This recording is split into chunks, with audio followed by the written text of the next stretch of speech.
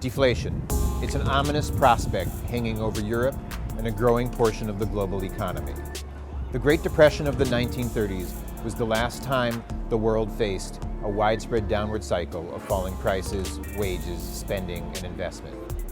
So what does deflation, when prices start falling, actually look like, actually feel like? A good window is right here in Japan, where the inflation rate turned negative in the late 1990s and has largely stayed there ever since. One big lesson at first glance from the Japan experience is that deflation need not actually be as devastating as had been widely feared. Unlike the Depression-era strain, the modern Japanese version of deflation has been modest and contained. Tokyo and other urban areas managed to survive and even thrive through it all. And the endless price wars and discounting gave rise to whole industries of affordable meals and goods, like chains devoted to serving beef bowls for $2 or the equivalent of 2.5 euros, or 100 yen shops like this one, where you could buy everything from ping pong balls to iPhone chargers, bedroom slippers to cans of sardines for just this one coin plus tax. Under deflation, we had considerable profit and people came to recognize our shop, 100 yen shops. We gained many customers.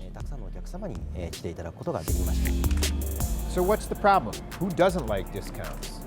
Falling prices forced companies to cut expenses in tandem to try and avoid losing money.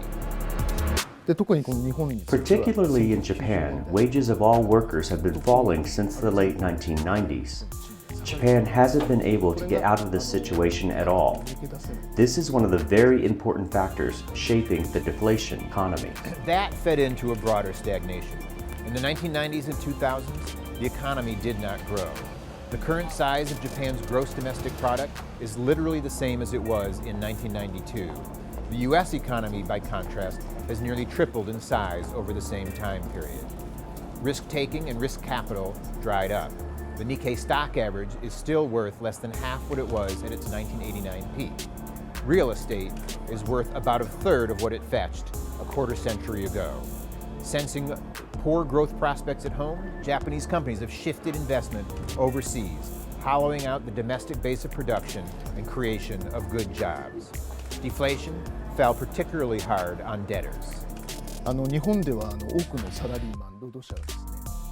In Japan, many salaried workers made plans with big-ticket items like housing loans that lasted over 20, 30, or 40 years.